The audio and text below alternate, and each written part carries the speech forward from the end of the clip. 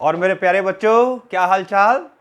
आज से हम अपना 12th क्लास की नई जर्नी शुरू करते हैं और इस जर्नी में हमारा सबसे पहला स्टेशन इलेक्ट्रोस्टैट्स। यानी कि अब देखो, आप ऐसे मानो कि जो एनसीईआरटी की जो फर्स्ट बुक है, तो पूरे के पूरे एनसीईआरटी की फर्स्ट बुक में आपको चार्ज और उसकी प्रॉपर्टीज ही देखनी है।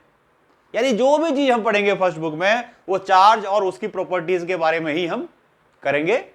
ठीक है, तो चलो हम मिलके भारत माता की कसम खाते हैं और ये प्रण करते हैं, मतलब ये हम डिसाइड करते हैं आज से कि हम क्या करेंगे। जब हम 12th क्लास को पार करेंगे तो हम 12th क्लास ही पार नहीं करेंगे, जो भी हमारा एम है वो सब कुछ हम क्लियर करके और जो हमारी डेस्टिनी है वहां तक हम पहुंचेंगे। तो चलो अपनी डेस्टिनी की हम शुरुआत करते हैं और आज से स्टडी करते हैं हम इलेक्ट्रोस्टैटिक। तो देखो, मैंने आपको बताया कि जो हमारी एनसीईआरटी की फर्स्ट बुक है, उस पूरे के पूरे बुक में आपको क्या पढ़ना है, charge and its properties. Charge और उसकी प्रॉपर्टीज के बारे में ही आपको पढ़ना है। अब देखो, ऐसी चीजें जो हम चार्ज और उसकी प्रॉपर्टीज देखते हैं, उसको कहते हैं इलेक्ट्रोडायनेमिक्स।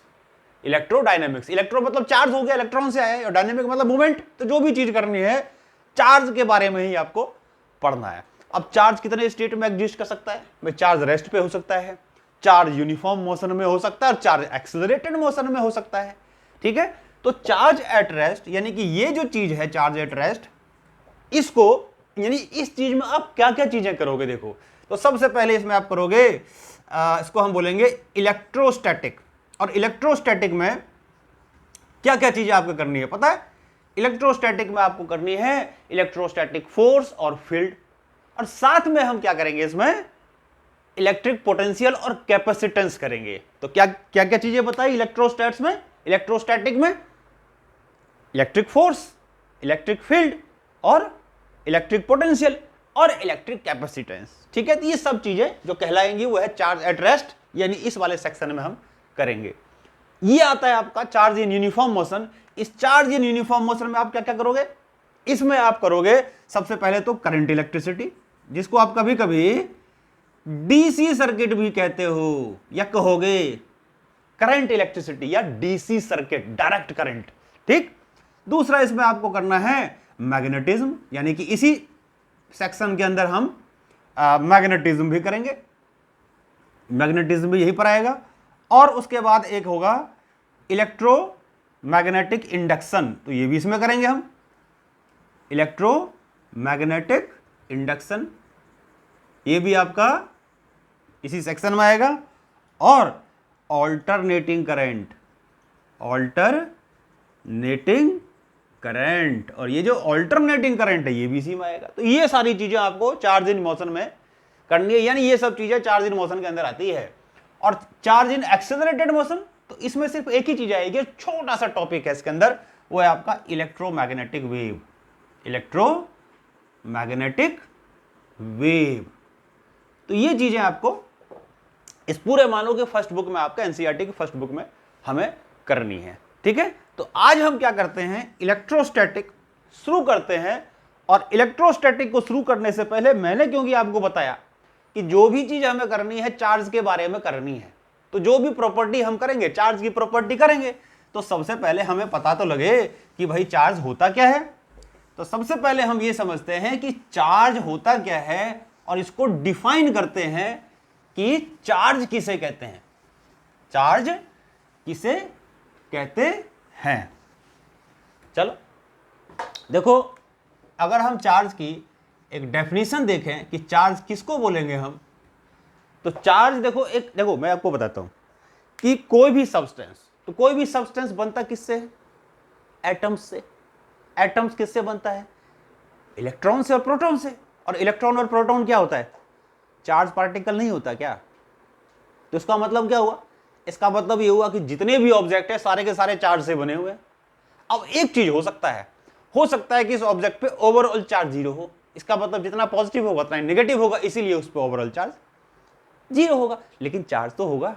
यानी ऐसी चीजें, यानी चार्ज एक ऐसी प्रॉपर्टी है जिसको हम ऑब्जेक्ट से अलग नहीं कर सकते, ये इनहेरेंट होती है, ये हमेशा उसके पास होती है, जो उसके एंसेस्टर ने उसको दिया है।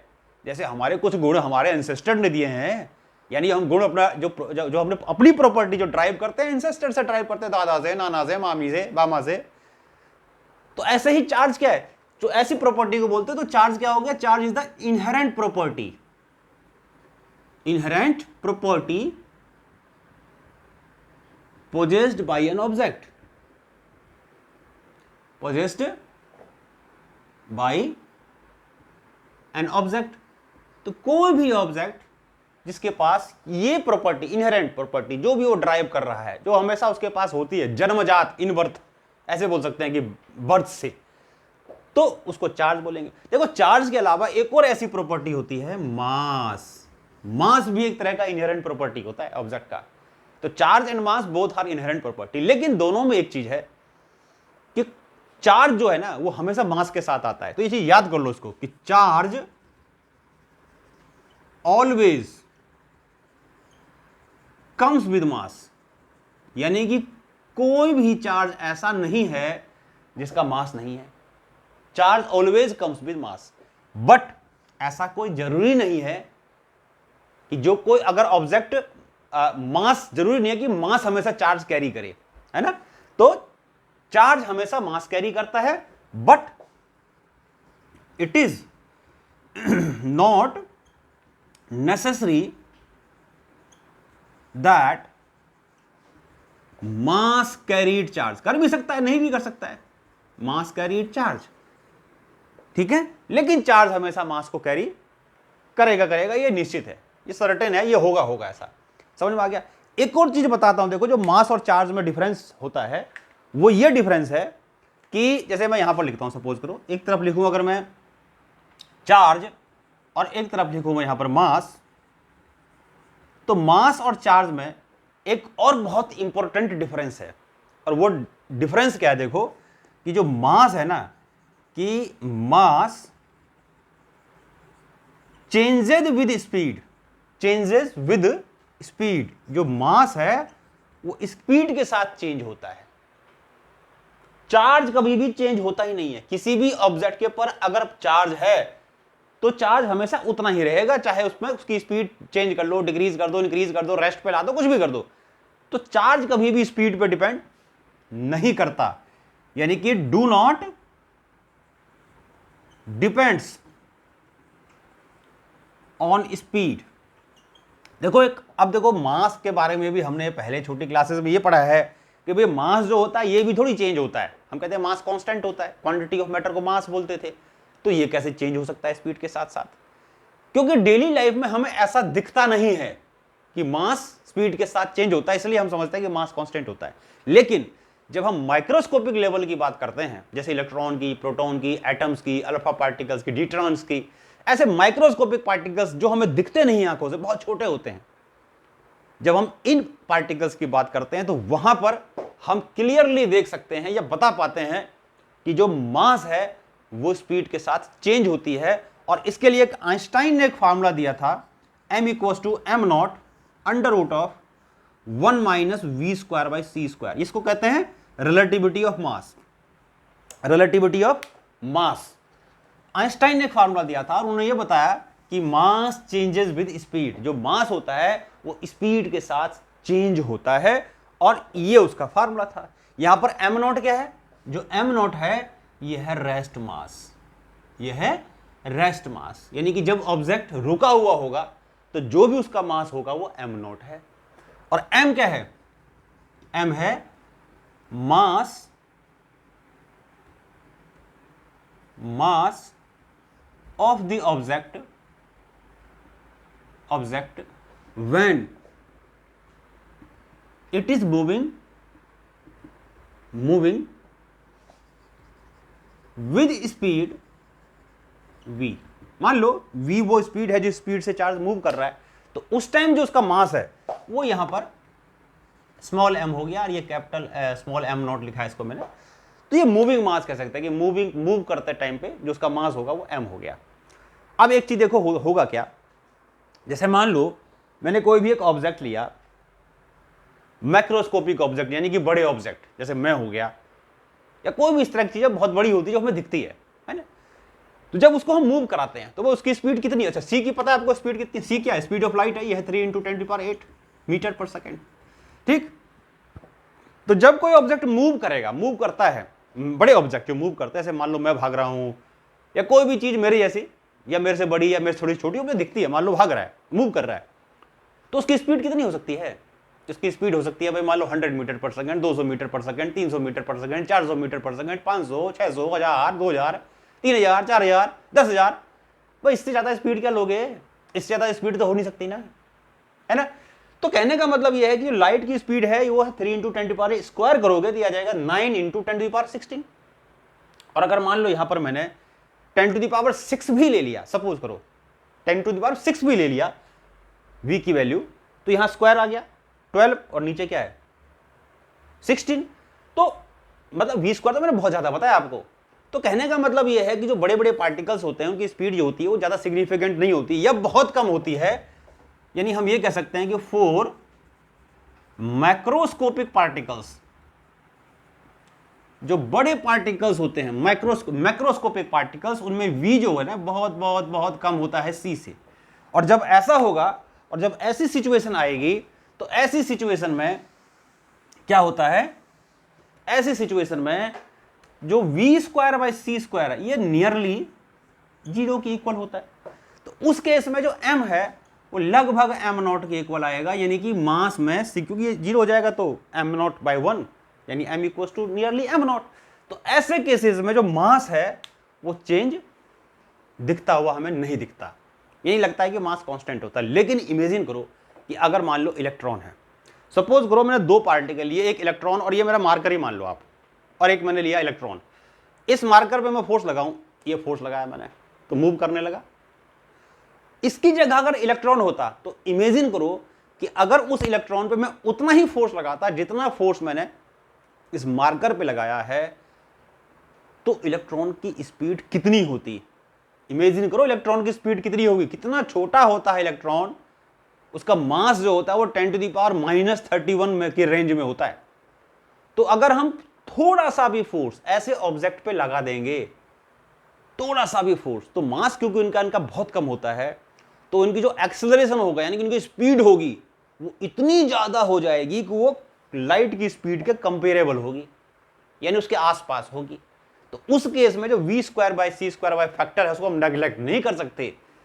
क्यों नहीं कर सकते, क्योंकि उनकी स्पीड बहुत ज्यादा होती है। तो ऐसे केसेस में जो m है, क्योंकि 1 में से फिर कुछ माइनस करोगे तो m की वैल्यू जो आएगी ऐसे केसेस में वो कम तो आएगी लेकिन ज्यादा कम नहीं आएगी m0 से। मतलब उसके हम ये कह सकते हैं कि जो मूविंग मास है, सॉरी ज्यादा नहीं, कम नहीं ज्यादा आएगा।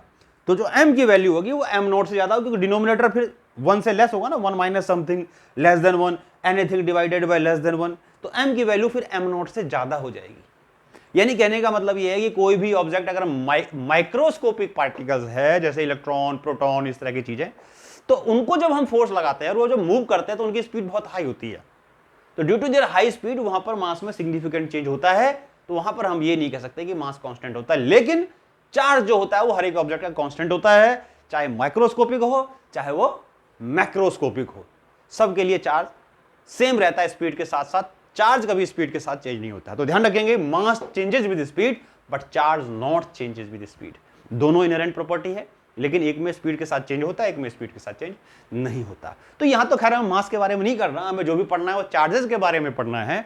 तो अब हम आगे सीखते हैं किसी भी ऑब्जेक्ट पर चार्ज को लाने के कितने तरीके होते हैं।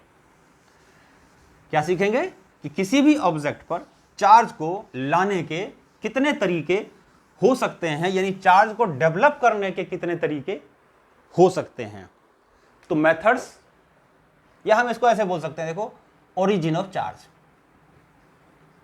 ओरिजिन ऑफ चार्ज, या इसको हम ये भी बोल सकते हैं transfer of charge, transfer of charge, यानी कि चार्ज को ट्रांसफर करने के तरीके, यानी चार्ज को एक जगह से दूसरे जगह पे ले जाने के तरीके। जब चार्ज को हम ले जाएंगे तो चार्ज डेवलप होगा। इसको हम ओरिजिन ऑफ चार्ज भी कभी कभी कह देते हैं, या डेवलपमेंट ऑफ चार्ज भी कभी कभी इसको हम कह देते हैं।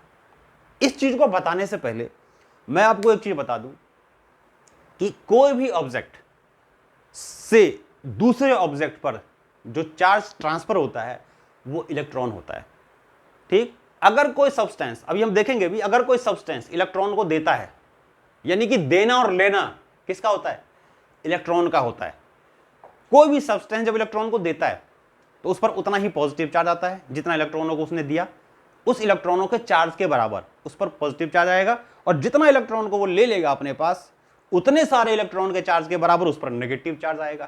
तो इलेक्ट्रॉन का देना पॉजिटिव, इलेक्ट्रॉन का लेना नेगेटिव। अब एग्जांपल से भी समझ में आएगा अच्छे से। ठीक है, तो अभी समझो क्या बताया, इलेक्ट्रॉन जा रहा है, पॉजिटिव चार्ज डेवलप हो रहा है, जहां से जा रहा है उस ऑब्जेक्ट पे पॉजिटिव चार्ज डेवलप होगा, और जहां पर इलेक्ट्रॉन आ रहा है उस चार्ज पर नेगेटिव, उस ऑब्जेक्ट पे नेगेटिव चार्ज डेवलप होगा। समझ में आ गई बात? तो चार्ज को डेवलप, यानी कि ट्रांसफर ऑफ चार्ज का मतलब ट्रांसफर ऑफ इलेक्ट्रॉन, बस। तो चार्ज को ट्रांसफर करने के या इलेक्ट्रॉन को ट्रांसफर करने के 3 तरीके होते हैं। Number 1 friction.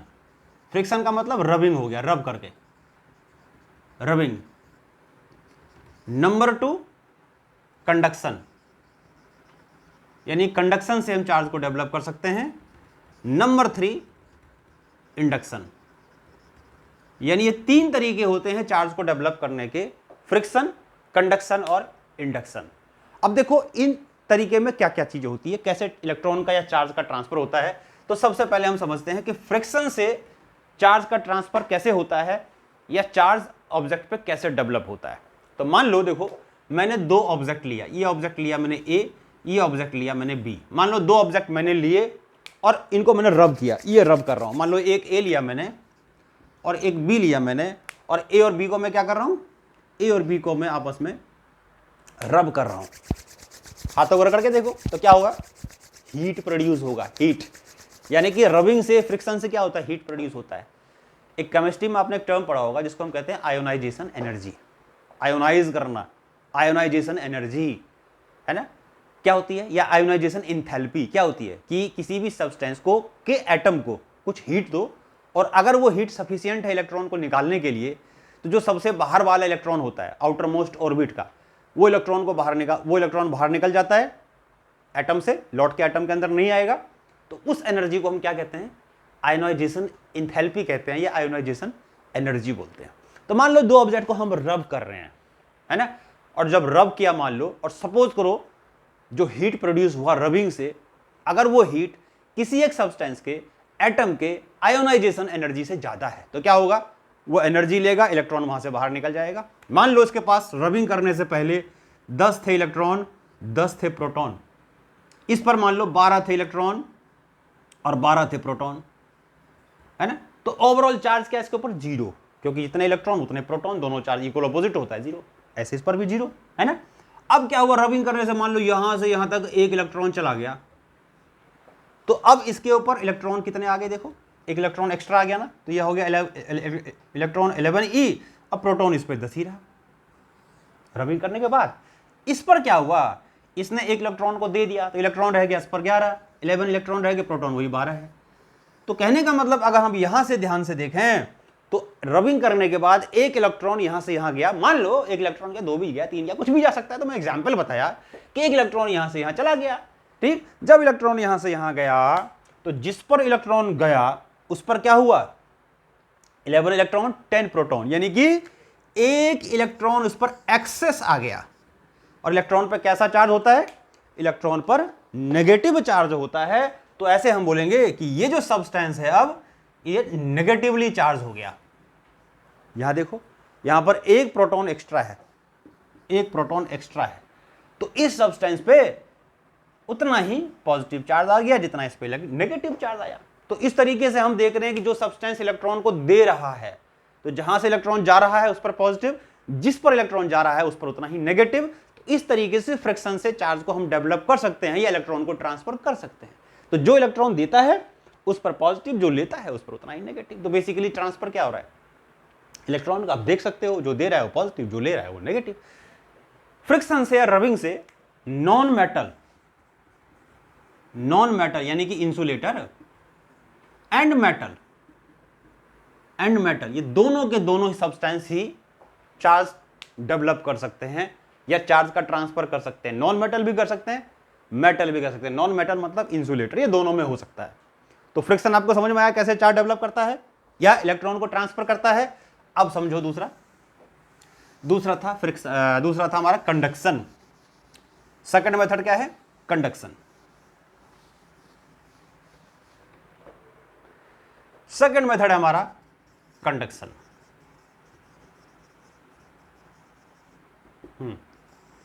कंडक्शन में देखो क्या होता है, ये सिर्फ ध्यान रखना पहली बात तो ये मेटल में होता है, कभी भी ये इंसुलेटर में या नॉन मेटल में हो नहीं सकता, ये हमेशा मेटल में होगा, ये ध्यान रखेंगे। और इसमें होगा क्या, मान लो अभी अब आगे जब इलेक्ट्रोस्टैट्स कंटिन्यू करेंगे हम, तो बहुत सारी चीज़ें मैंने बताया आपको पढ़ेंगे, जैसे हम पढ़ेंगे electro force, electric field, electric potential. तो एक टर्म आएगा इलेक्ट्रिक पोटेंशियल, ठीक। हाइयर पोटेंशियल का मतलब होता है पॉजिटिव पोटेंशियल, और लोअर का मान लो नेगेटिव पोटेंशियल, ऐसा कुछ एज्यूम कर लो अभी, ठीक। तो होगा क्या, मान लो मैंने दो कंडक्टर लिए, मेटल ए और मेटल बी, ये दो मेटल मैंने लिए, मेटल ए और मेटल बी, ठीक। मान लेते हैं पोटेंशियल इसका है V1, अभी पोटेंशियल को याद रखो बस, मान लिया इसका पोटेंशियल V1 है और इसका पोटेंशियल मान लो V2 है, ऐसे मान लिया, ठीक। और ये केस एज्यूम कर लें कि जो V2 है मान लो ज्यादा है V1 से, यानी कि V2 हायर पोटेंशियल पे है और V1 यानी कि A लोअर पोटेंशियल पे है। तो हमेशा एक चीज ध्यान रखना, अभी हम आगे सीखेंगे भी, जो इलेक्ट्रॉन होता है वो हमेशा लो पोटेंशियल से हाई पोटेंशियल की तरफ जाता है। हमेशा जब दो चीज को आप टच करोगे ना, अगर वो मेटल होगा तो इलेक्ट्रॉन हमेशा कहां से कहां जाएगा, लो पोटेंशियल से हाई पोटेंशियल की ओर जाएगा। कब तक, जब तक दोनों को बराबर ना कर दे, यानी कि दोनों का पोटेंशियल बराबर ना कर दे। तो जैसे ही हम क्या करेंगे, इनको मेटल वायर से कनेक्ट करेंगे, ए और बी को किससे कनेक्ट कर देंगे, मेटल वायर से। तो जैसे ही हम इसको मेटल वायर से कनेक्ट करेंगे तो जो इलेक्ट्रॉन है वो लो पोटेंशियल से हाई पोटेंशियल की ओर जाना शुरू कर देगा, यानी इलेक्ट्रॉन यानी कि ई यहां से यहां जाएगा, लो पोटेंशियल से हाई पोटेंशियल की ओर। V1 मैंने लो लिया है, V2 मैंने हाई लिया है। तो इस तरीके से इलेक्ट्रॉन का ट्रांसफर होता है कंडक्शन से, समझ में आ गया। तो जो इलेक्ट्रॉन दे रहा होगा, मैंने बताया पॉजिटिव आएगा, इस पर क्या आएगा, जिस पर इलेक्ट्रॉन जा रहा है उस पर नेगेटिव पोटेंशियल आता जाएगा, नेगेटिव चार्ज डेवलप होता जाएगा। तो इस तरीके से हम क्या कर सकते हैं, मेटल्स में कंडक्शन से इलेक्ट्रॉन को ट्रांसफर कर सकते हैं या चार्ज को डेवलप कर सकते हैं। ध्यान रखना है सिर्फ मेटल में होता है, और इलेक्ट्रॉन हमेशा लोअर पोटेंशियल से हायर पोटेंशियल की तरफ जाता है। इसको हम ये भी कह सकते हैं, कंडक्शन का मतलब मेटल में transfer of electrons bye touching, transfer of electrons bye touching, यानी टच करके, दो चीजों को टच करके इलेक्ट्रॉन का ट्रांसफर करना, ठीक। चलो तीसरा तरीका देखो क्या है,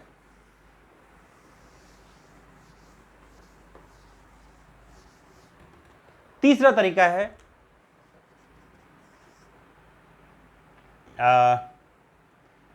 इंडक्शन। इंडक्शन का मतलब देखो क्या होता है,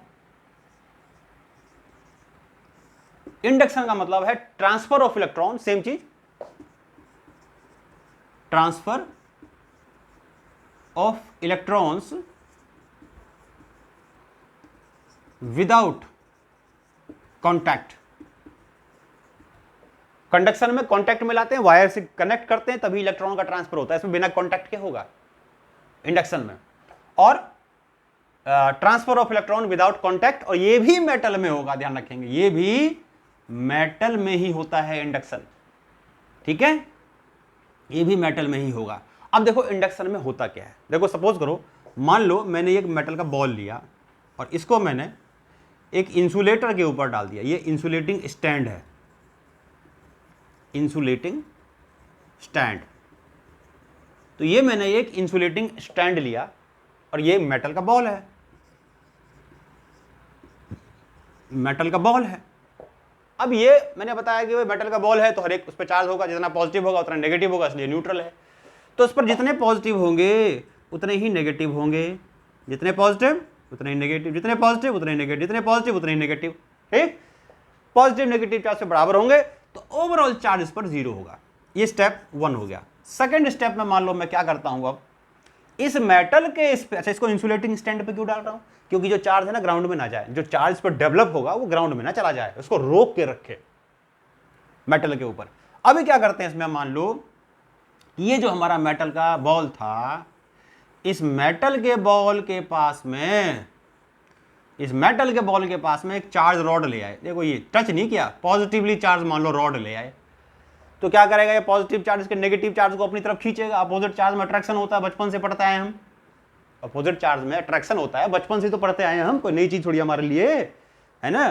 तो क्या होगा कि ये जो पॉजिटिव चार्ज है ये उतने ही नेगेटिव चार्ज को अपनी तरफ खींच लेगा जितना यहाँ पॉजिटिव है, और उतने ही पॉजिटिव चार्ज को धक्का मार के दूर वाले सरफेस पे पहुंचा देगा। तो अब भी इस पर टोटल चार्ज 0 है, लेकिन इसमें क्या डिफरेंस है, इसमें भीड़ में सारे भाग रहे हैं, इसमें लाइन लगा दिया, सबका लाइन लगा दिया। इसी को हम कभी कभी इंडक्शन कहते हैं, सेपरेशन ऑफ चार्ज। ठीक है, तो ये हो गया। अब क्या करते हैं, देखो थर्ड स्टेप में, देखो अब भी इस पर चार्ज 0 है, लेकिन इस पर चार्ज को सेपरेट कर दिया गया है। अभी थर्ड स्टेप में क्या करते हैं, मान लो ये जो मेटल का बॉल मैंने छोटा कर दिया, भाई बड़ा होगा यार, ये ले लो, ये मेटल का बॉल लिया और अब इसकी अर्थिंग कर दी, यहां कर दी मैंने इसकी अर्थिंग, और ये इसको वहीं रखा जहां पर ये रॉड था, इसको वहीं रखे हम, इसको चेंज नहीं किए। तो जब उसको हम इसके पास लाए तो क्या होगा, अर्थ का जो पोटेंशियल होता है वो 0 वोल्ट पे होता है ना। और इस तरफ कैसा है, पॉजिटिव चार्ज है, इस तरफ कैसा है, नेगेटिव चार्ज है, ये नेगेटिव है, इस तरफ कैसा है, पॉजिटिव है। पॉजिटिव का मतलब हाई पोटेंशियल। इलेक्ट्रॉन को क्या बताया अभी, इलेक्ट्रॉन कहां से कहां जाता है, लो पोटेंशियल से हाई पोटेंशियल। कब तक, जब तक दोनों जगह का पोटेंशियल एक ना कर दे। और यहाँ का पोटेंशियल क्या है, अर्थ का सिंबल होता है 0 वोल्ट पे है पोटेंशियल। तो जैसे ही वायर से इसको हम कनेक्ट करेंगे, ये जो हाई पोटेंशियल वाला एंड है ना, ये इलेक्ट्रॉन को अर्थ से खींचना शुरू कर देगा, और खींच के कब तक खींचेगा, जब तक कि इस साइड का पोटेंशियल 0 ना हो जाए, इस साइड का पोटेंशियल 0 ना हो जाए। यानी कि जितने पॉजिटिव थे उतने ही नेगेटिव चार्ज को खींच लेगा नहीं, ओवरऑल चार्ज इस साइड क्या हो जाएगा, इसको हटा देता हूं, देखो ये ऐसे। यहां भी इसको नहीं दिखाना चाहिए था, मैं बताया मैंने यहां दिखा करके कि पॉजिटिव नेगेटिव दोनों होते हैं, लेकिन अगर हम न्यूट्रल चीज को लेंगे तो उस पर चार्ज दिखाएंगे ही नहीं। तो इस साइड में चार्ज क्या है, खत्म। यानी जितने पॉजिटिव थे उतने इलेक्ट्रॉन उसने ग्राउंड से ले लिए और अपने चार्ज को सबको कर दिया खत्म, और इस साइड में नेट चार्ज हो गया 0। तो अब देखो, अब इस मेटल के बॉल पे टोटल चार्ज जो आ गया वो अब 0 नहीं है, इस पे कुछ नेगेटिव चार्ज आ गया ना। अब चार्ज आ गया तो अगले स्टेप में क्या करते हैं, भाई काम खत्म इसका। तो अब क्या करोगे, ये जो ये था बॉल, इंसुलेटिंग स्टैंड पे रखा हुआ था, अब क्या करोगे, इसको यहां से जो ये आपका ये रॉड है ये हटा दो यहां से। तो जब ये रॉड को हटा दोगे तो अट्रैक्टिव फोर्स खत्म हो जाएगा, ये इलेक्ट्रॉन पूरे में डिस्ट्रीब्यूट हो जाएगा ऐसे। तो अब इसके ऊपर नेगेटिव चार्ज आ गया, पहले चार्ज 0 था, अब ये नेगेटिव चार्ज आ गया। ध्यान रखने, पॉजिटिव चार्ज लाए नेगेटिव चार्ज, नेगेटिव रॉड लाएंगे पॉजिटिव चार्ज, पॉजिटिव रॉड लाए नेगेटिव चार्ज, नेगेटिव रॉड लाएंगे पॉजिटिव चार्ज। पर नेगेटिव लाओगे तो यहाँ नेगेटिव यहाँ पॉजिटिव, या नेगेटिव यहाँ पॉजिटिव। अब यहाँ नेगेटिव आ जाएगा, लो पोटेंशियल यहाँ हाई पोटेंशियल, इलेक्ट्रॉन यहाँ से यहाँ जाएगा। इलेक्ट्रॉन हमेशा लो से हाई की तरफ जाता है, तो यहाँ से यहाँ इलेक्ट्रॉन जाएगा। कब तक, जब तक इस साइड का फिर से सारे इलेक्ट्रॉन 0 ना हो जाए, यानी टोटल चार्ज 0 ना हो जाए। तो इस तरीके से जो चार्ज का यानी इलेक्ट्रॉन का ट्रांसफर होता है उसको हम क्या कहते हैं, इंडक्शन कहते हैं। और एक्चुअली में this is the best method of development of charge. ये चार्ज को डेवलप करने के सबसे बेस्ट तरीका होता है, इससे बढ़िया तरीका नहीं है। पूछे what is the best method to develop charge, तो क्या लिखोगे, इंडक्शन। समझ में आ गया। चलो, ये हमें चार्ज को डेवलप करने की तरीके हमने सीखे, कितने, 3, फ्रिक्शन और क्या, कंडक्शन और इंडक्शन। भाई फ्रिक्शन में कई जगह आप देखते हो, फ्रिक्शन से जैसे हम कई बार बैलून लेते हैं, बैलून को ऐसे रगड़ते हैं, कहीं दीवार में चिपका देते हैं, सेम चीज तो है। कॉम्ब को रगड़ते हैं, किसी पेपर को उठा लेते हैं, अपोजिट चार्ज, कॉम्ब रगड़ने से चार्ज डेवलप होता है, पीस ऑफ पेपर को अट्रैक्ट कर लेगा। तो ये क्या है, चार्ज डेवलप हुआ ना फ्रिक्शन से। तो वही सब चीज एग्जाम्पल थी, ठीक है। अब आगे देखो है प्रॉपर्टीज ऑफ चार्ज। तो मेन प्रॉपर्टीज अब देखते हैं कौन कौन सी चार्ज की प्रॉपर्टीज होती है, प्रॉपर्टीज ऑफ चार्ज। तो एक तो बहुत सिंपल प्रॉपर्टीज आपको पता ही है, बताया था, कि ऑपोजिट बचपन से पढ़ता है, similar charge repels opposite charge attract, नई बात नहीं हमारे लिए, क्या बताने की जरूरत। ठीक, तो सेकंड से प्रॉपर्टी शुरू करते हैं, पहली प्रॉपर्टी खत्म ही कर दो, पता ही आपको। सेकंड क्या है, charge is conservative. Charge is conservative in nature. Charge जो है वो कंजर्वेटिव नेचर का होता है। जैसे आपने पढ़ा होगा कंजर्वेशन ऑफ एनर्जी, ऐसे ही है कंजर्वेशन ऑफ चार्ज। मतलब कि charge can nether be created nor be destroyed, neither be created nor be destroyed. It can only transfer from one object to another. एक ऑब्जेक्ट से दूसरे ऑब्जेक्ट पे सिर्फ इसको ट्रांसफर कर सकते हैं, है ना। जैसे conservation of energy, same conservation of charge, कि चार्ज को ना तो क्रिएट कर सकते हैं ना डिस्ट्रॉय कर सकते हैं। It can only transfer from one object to another. समझ में आ गई बात। अब देखो इसमें एक और चीज, जैसे मान लो मैं एग्जांपल बताऊं, मान लो ये मेरे पास एक सिस्टम है, ये आइसोलेटेड सिस्टम है। आइसोलेटेड सिस्टम, ना इसको किसी से कुछ लेना, ना इसको किसी को कुछ देना। आइसोलेटेड है, ना कुछ लेना ना कुछ देना। ठीक, अब इस पे मान लो किसी ने आके देखा कि मान लो इस पे ये चार्ज था Q1 3 coulomb, Q2 5 coulomb, Q3 -3 coulomb. Coulomb is the unit of charge. तो ये किसी ने आके देखा भाई इस पे अच्छा ये चार्ज है 3 कूलाम, 5 कूलाम, -3 कूलाम, ये देखा उसने। अब उसके बाद क्या हुआ, जैसे ताश के पट्टी को फेंटते हैं ना, वैसे ही किसी ने क्या किया, चार्ज को पकड़ा, घुमाया और घुमा के छोड़ दिया। तो फिर किसी आदमी ने जब घुमाया और फिर दोबारा उसको देखा तो उसने पाया कि अब जो Q1 था वो 2 कूलाम है, Q2 जो है वो 5 कूलाम है, और Q3 उसको पता नहीं अब कितना है। अब उसने देखा भाई अब क्या करें, Q3 कैसे पता करें, फिट गया, अलग अलग हो गया दोबारा से। तो लेकिन एक सबसे बड़ी इंपॉर्टेंट चीज बात बताई, आइसोलेटेड सिस्टम में जितना चार्ज है उतना ही रहेगा। ये चीज तो पता है ना। इसका मतलब जितना टोटल चार्ज होगा यहाँ उतना ही टोटल चार्ज होगा यहाँ। दोनों को इक्वेट कर दो, यानी कि 3 coulomb plus 5 coulomb plus 3 coulomb minus 3 coulomb, यानी कि -3 coulomb equals to 2 coulomb plus 5 coulomb plus Q, मान लेते हैं Q3, अननोन चार्ज Q3। ठीक, कितना हो गया 5 3 ये कैंसिल हो गया, यहाँ 5 कूलाम आ गया, यानी आ गया 5 coulomb equals to 7 coulomb plus Q3। तो Q3 कितना आ गया 2 कूलाम। Q3 कितना आ गया -2 कूलाम, सॉरी कितना आ गया -2 कूलाम। यानी जितना टोटल चार्ज यहां उतना ही टोटल चार्ज यहां। चार्ज का सिर्फ रीडिस्ट्रीब्यूशन हुआ है, चार्ज जितना है उतना ही रहेगा। लेकिन सिस्टम कैसा होना चाहिए, आइसोलेटेड, ना काहू को देना ना काहू सो लेना। समझ में आ गई बात। चलो ये हो गया conservation of charge. Next and very important property of charge, वो क्या है, वो है हमारा कंजर्वेशन ऑफ चार्ज। ओहो सॉरी तो हो गया quantization of charge. Quantization of charge, अब ये क्या बला है भाई, अब इसे ये क्या चीज है, इसको ये क्या है क्वांटाइजेशन ऑफ चार्ज। देखो क्वांटाइजेशन ऑफ चार्ज का मतलब है, क्वांटाइजेशन ऑफ चार्ज का मतलब है, क्वांटाइज का नाम आपने सुना ही होगा, क्वांटम से आया है। क्वांटम का मतलब पैकेट ऑफ एनर्जी, पढ़ा है ना आपने। पैकेट ऑफ चार्ज, एनर्जी की जगह चार्ज बोल दो। Packet of charge, 1 packet, 2 packet, 3 packet, 4 packet, 5 packet, यानी कि ये पैकेट में जो चार्ज होगा वो फिक्स होगा।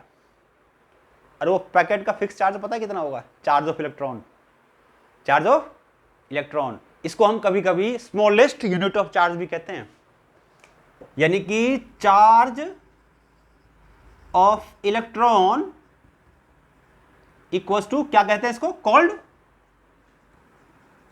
Smallest unit of charge.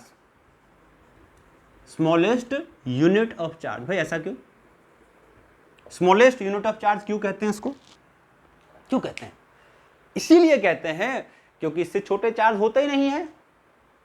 यानी कि इलेक्ट्रॉन का चार्ज ये एक ऐसा चार्ज है जो सबसे छोटा है, जो अकेला रह सकता है। यानी कि electron is the smallest charge which can exist, अकेला, जो अकेला रह सकता है ना। ग्रुप में तो देखो इससे छोटे चार्ज भी होते हैं, जैसे क्वार्क होता है, जैसे होता है क्वार्क, QUARK, क्वार्क, लेकिन ये ग्रुप में होता है, ये कभी अकेला नहीं मिलता है ना। प्लस माइनस दो तरह के क्वार्क होते हैं, 5 टाइप्स के होते हैं क्वार्क, लेकिन ये ग्रुप में होते हैं, अकेले कभी नहीं होते। समझ में आ गई बात? तो लेकिन जो सबसे छोटा चार्ज जो अकेला मिलता है वो होता है इलेक्ट्रॉन का चार्ज या प्रोटॉन का चार्ज। तो यानी कि कहने का मतलब इससे छोटे चार्ज होते नहीं है। तो किसी भी ऑब्जेक्ट पे अगर टोटल चार्ज होगा तो वो क्या होगा भाई, वो चार्ज या तो एक इलेक्ट्रॉन के चार्ज के बराबर होगा। अच्छा एक चीज ध्यान रखो, जितना चार्ज इलेक्ट्रॉन पे होता है उतना प्रोटॉन पे होता है, बस पॉजिटिव और नेगेटिव का डिफरेंस है ना। तो किसी भी ऑब्जेक्ट पे अगर टोटल चार्ज होगा तो क्या होगा, वो चार्ज या तो एक इलेक्ट्रॉन के चार्ज के बराबर होगा, या 2 के बराबर होगा, या 3 के बराबर होगा, या 4 के होगा, या 5 के होगा, 6, 7, 8, 9, 10, 11, 12 ऐसे कह सकते हैं। या मान लो एक ऑब्जेक्ट है, इसने इसको चार्ज दिया बी को, ए ने बी को चार्ज दिया, तो कितना दिया, या तो 1e दिया, या 2e दिया, या 3e दिया, या 4e दिया, या 5e दिया, है ना। 1/2e कभी नहीं दिया, 3/2e कभी नहीं दिया, 5/2e कभी नहीं दिया, 7/2e कभी नहीं दिया। क्यों नहीं दिया?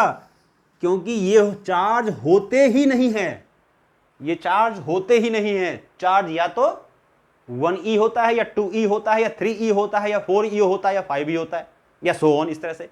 यानी इंटीग्रल मल्टीपल ऑफ e होता है। What is e? Is the charge of electron, या तो पॉजिटिव या नेगेटिव, ठीक, प्रोटॉन का ही बोल सकते हो। तो यही क्वांटाइजेशन ऑफ चार्ज है। ये क्वांटाइजेशन ऑफ चार्ज क्या कहता है कि चार्ज, किसी भी ऑब्जेक्ट पे अगर चार्ज है तो वो इलेक्ट्रॉन या प्रोटॉन का यानी कि E का हमेशा इंटीग्रल मल्टीपल होगा। This is the quantization of charge. Statement कैसे लिखेंगे कि charge present on a body is always integral multiple of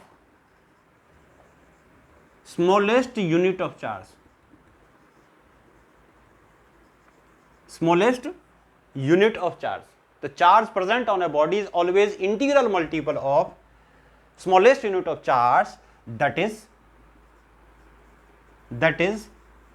charge of electrons और प्रोटॉन्स, है ना।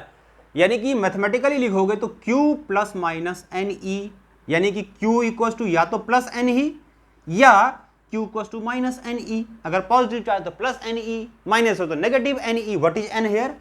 N हेयर इज 1, 2, 3, 4, यानी कि इंटीग्रल मल्टीपल हो, यानी कि ये फ्रैक्शन में कभी नहीं हो सकता, क्योंकि इलेक्ट्रॉन कभी 1/2 या 3/2 या 5/2 फ्रैक्शन में कभी नहीं हो सकता। इलेक्ट्रॉन का चार्ज, ऑब्जेक्ट पे टोटल चार्ज इलेक्ट्रॉन के चार्ज का फ्रैक्शन नहीं हो सकता, क्योंकि वो होता ही नहीं है फ्रैक्शन में।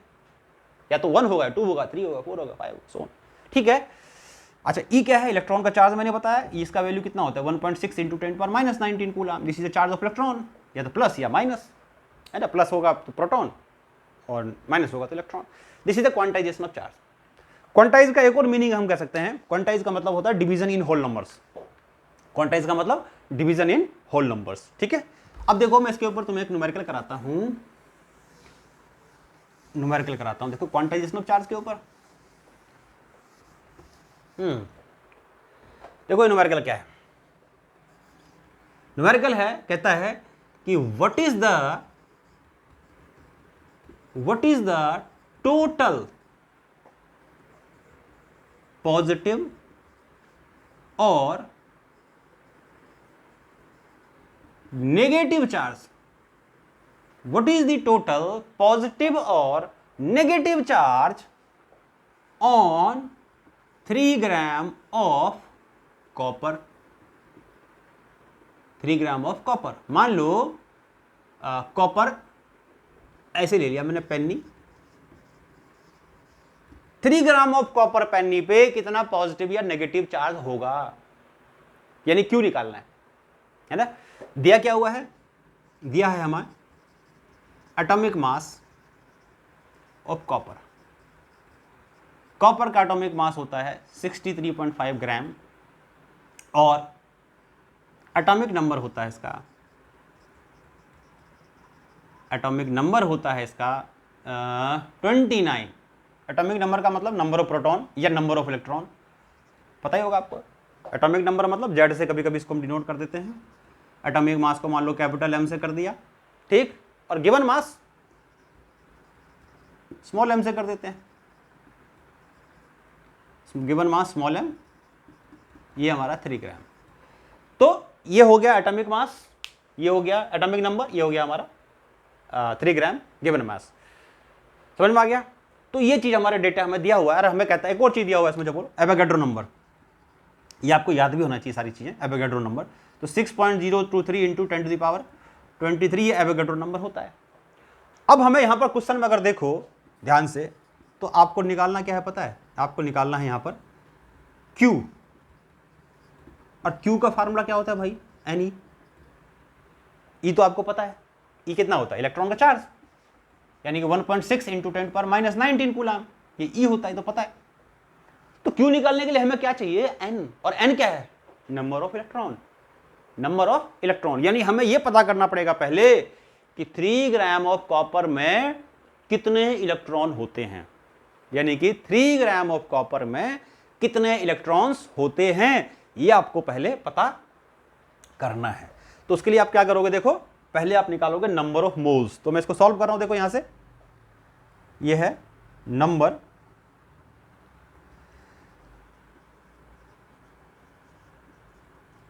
Of moles. तो नंबर ऑफ मोल्स क्या होता है formula, given mass upon atomic mass या मोलर मास, एटॉमिक मास है ना, या मोलर मास भी कह सकते हैं इसको। तो ये आ गया। अच्छा गिवन मास कितना है, देखो यहां 3 ग्राम, एटॉमिक मास कितना है 63.5 ग्राम। तो ये नंबर ऑफ मोल आ गया। किसी भी सब्सटेंस के एक मोल में, ये पॉज करके आप नोट करते रहना क्योंकि ऊपर से मिटाऊंगा अभी मैं, ठीक है। बोर्ड चाहे छोटा है, बोर्ड चाहे बड़ा है, जगह की कमी रहती है हमेशा। पहले छोटा बोर्ड था तभी जगह कमी, बड़ा बोर्ड है तब भी जगह कमी, क्या कर सकते हैं यार, ठीक है। तो नंबर ऑफ मोल्स इतना हो गया। अब क्या करोगे, नंबर ऑफ एटम्स निकालोगे। तो number of copper atom, copper atom in 3 gram of copper, 3 gram of copper में कॉपर के कितने एटम्स होंगे, atoms in 3 gram of copper. तो क्या करोगे, एक किसी भी सब्सटेंस के 1 मोल में कितना एटम होता है या मोलिक्यूल होता है, एवोगाड्रो नंबर के बराबर होता है ना, पढ़ा है ना केमिस्ट्री में, 6.023 इंटू 10⁻23 नंबर ऑफ एटम्स और molecules in the 1 mole of any substance. तो इतने मोल में कितने होंगे, एक मोल में एवोगाड्रो नंबर, इतने मोल में कितने एटम, मल्टीप्लाई कर दो एवोगाड्रो नंबर से। तो 3/63.5 into 6.023 into 10 to the power 23, this is the number of atoms in 3 gram of copper. This is the number of copper atoms in 3 gram of copper. Clear? आगे बढ़ते हैं। अब क्या करेंगे इसमें, देखो अब निकालेंगे हम नंबर ऑफ इलेक्ट्रॉन। प्रोसेस देखो याद रखो, क्या करेंगे, पहले नंबर ऑफ मोल, फिर नंबर ऑफ एटम, फिर नंबर ऑफ इलेक्ट्रॉन्स। तो नंबर ऑफ इलेक्ट्रॉन्स और प्रोटॉन्स, मतलब पॉजिटिव और negative charge in 3 gram of copper. देखो भाई जितने पॉजिटिव होंगे उतने नेगेटिव होंगे, लेकिन होंगे कितने, एक एटम का नंबर ऑफ इलेक्ट्रॉन कितना होता है, 29 बताया था अभी आपको मैंने, कि किसी भी सब्सटेंस के एक एटम में, सब किसी सब्सटेंस कॉपर के एक एटम में 29 इलेक्ट्रॉन्स होते हैं। इतने एटम में कितने इलेक्ट्रॉन्स होंगे, मल्टीप्लाई कर दो 29 से। कॉपर की जगह कोई दूसरा एटम होता तो उसके एटॉमिक नंबर से मल्टीप्लाई कर देते, यहाँ 29 है तो 29 से कर रहे हैं, है ना।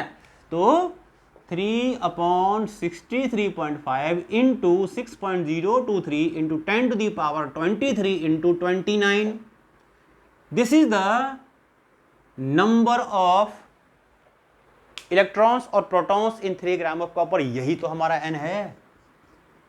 तो क्या किया, पहले नंबर ऑफ मोल्स निकाले, फिर नंबर ऑफ एटम्स निकाले, फिर एटॉमिक नंबर से मल्टीप्लाई करके नंबर ऑफ इलेक्ट्रॉन्स निकाले, या उतना ही नंबर ऑफ प्रोटॉन्स होंगे। क्लियर। जब हमारा निकल गया n, तो हमारा निकल गया सब कुछ q, quantization of charge q equal to plus minus ne। तो प्लस माइनस n क्या है यहां पर, 3/63.5 into 6.023 into 10⁻23 into 29 into 1.6 into 10⁻−19 coulomb. ये हमारा क्यू आ गया, ये हमें निकालना था। This is the total positive और negative charge in 3 gram of copper.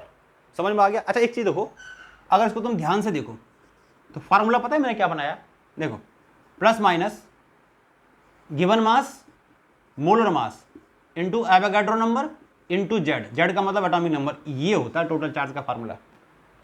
याद कर लो उसको, वही देखो प्रो प्रोसेस देखो, यही चीज आएगा, number of mole, number of atom, number of electrons और प्रोटॉन्स। ठीक, तो इस तरीके सॉल्व कर लेना आपने, कैलकुलेशन तो करना है। तो ये नंबर ऑफ, ये पॉजिटिव या नेगेटिव चार्ज आ गया, यानी इतने इस पर पॉजिटिव या नेगेटिव चार्ज होंगे। ऐसे ही अब मैं तुम्हें 2 क्वेश्चन दे जाता हूं, और ये दोनों क्वेश्चन आपको खुद ट्राई करना है। कौन कौन सा क्वेश्चन देखो, क्वेश्चन नंबर 1, ये होमवर्क है, और क्या है ये कि what is the total positive और नेगेटिव चार्ज इन 3 ग्राम ही लेता हूं, चलो 3 ग्राम ऑफ H2O। सेम तरीका, लेकिन यहां पर कर देता हूं मैं, दिया हुआ है क्या, बाकी सब तो पहले डेट जो क्वेश्चन में था वही डेटा है। अलग क्या होगा इसमें, molecular mass, molecular mass of H2O कितना होता है, 18 ग्राम। ठीक है, 1 मोलिक्यूल का मास, 1 मोल का मास, सॉरी। तो नंबर ऑफ मोल कैसे निकालोगे, 3/18, फिर एवोगाड्रो नंबर से मल्टीप्लाई करोगे, फिर नंबर ऑफ इलेक्ट्रॉन, एक मोलिक्यूल में कितने इलेक्ट्रॉन होंगे, देखो 2 हाइड्रोजन का होगा और 8 ऑक्सीजन का होगा, 8 और 2 10 हो गया। तो जेड यहां पर ऐसे मान लो 10 हो गया, है ना, जेड यहां पर 10 हो गया, 3 18 Na जेड 10, क्यों निकल गया। ठीक, एक और क्वेश्चन ये आपको करना है, और ये क्या है कि how many electrons must be removed from an object to develop an equivalent charge of 1 coulomb on it। अभी हमने बताया था आपको पॉजिटिव चार्ज, किसी भी ऑब्जेक्ट से इलेक्ट्रॉन को निकालेंगे तो उस पर उतना ही पॉजिटिव आएगा, देंगे तो नेगेटिव आएगा। यहां कह रहे निकाला, तो इसको कैसे करोगे, क्यू यहां पर 1 कूलम दिया हुआ है, तो क्यू इक्वल्स टू एन ही कर देना, और ई पता है 1.6 इंटू 10⁻−19, एन निकल जाएगा। यानी 1 को डिवाइड कर दोगे इलेक्ट्रॉन के चार्ज से तो एन आ जाएगा। यानी कितना इलेक्ट्रॉन आपको रिमूव करना पड़ेगा किसी सब्सटेंस से कि उस पर 1 कूलम चार्ज आ जाए, और ये देखोगे कि नंबर जो आएगा ना बहुत ज्यादा आएगा। यानी कि 1 कूलम चार्ज कोई छोटा मोटा चार्ज नहीं होता भाई साहब, बहुत बड़ा चार्ज होता है ना। तो ये आज जो हमने किया यहां तक देखो, ये सारे के सारे चीजें हमने प्रॉपर्टीज ऑफ चार्ज के बारे में करी। हमने चार्ज देखा, चार्ज क्या होता है, प्रॉपर्टीज ऑफ चार्ज क्या होती हैं, फिर हमने क्वांटाइजेशन ऑफ चार्ज, बहुत इंपॉर्टेंट चीज थी, वो हमने करी। हमने कुछ इंपॉर्टेंट न्यूमेरिकल्स भी देखे। नेक्स्ट लेक्चर में अब क्या करेंगे हम, इलेक्ट्रोस्टैटिक का फोर्स, इलेक्ट्रोस्टैटिक फोर्स शुरू करेंगे। तब तक आपको क्या करना है, जो आज कराया इस लेक्चर में कराया उसको अच्छे से देखना है, ठीक है, खुद भी सीखना है और दूसरों को भी सिखाना है। Tata bye, see you.